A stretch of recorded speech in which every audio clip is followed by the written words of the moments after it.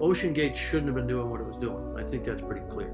I wish I had been more vocal about that, but I think I was unaware that they weren't certified because I wasn't really studying it. I wasn't really interested. Stockton Rush asked me if I wanted to go out there and dive this season.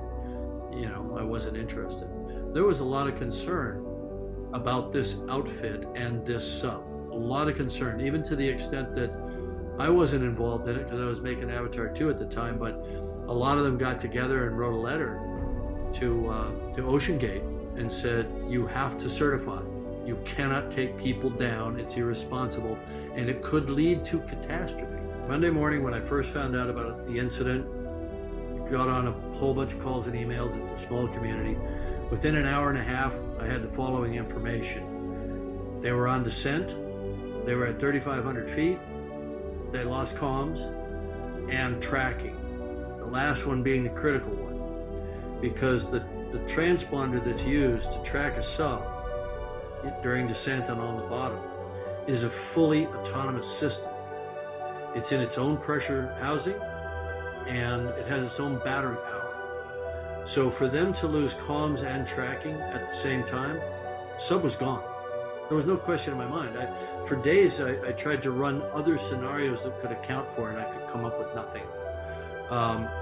So the next thing I did was contacted a few more people and managed to track down, there are acoustic networks around. Some are research, some are intelligence.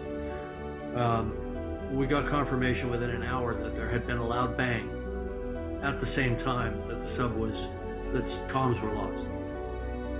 A loud bang on the hydrophones, loss of transducer or transponder, loss of comms. I knew what happened. Sub imploded. I sent emails to everybody I know. I said, we've lost some friends. The sub has imploded. It's on the bottom in pieces right now. I sent that out Monday morning. I never believed in that technology of wound carbon fiber, wound filament, cylindrical hull. I thought it was a horrible idea. I wish I'd spoken up, but I assumed somebody was smarter than me, because I'd never experimented with that technology, but it just sounded bad on its face, because we make pressure hulls out of contiguous material: steel, titanium, ceramic, acrylic.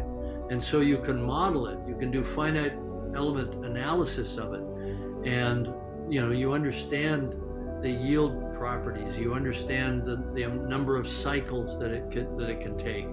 But you can't do that with a composite material because it's two dissimilar materials, sort of blended together. And so we all knew that the danger was delamination and progressive failure over time with microscopic water ingress and fatigue, what they call cycling fatigue.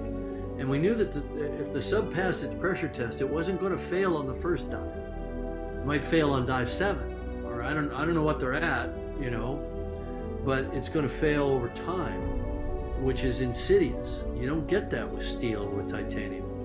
Now there's one wreck lying next to the other wreck for the same damn reason.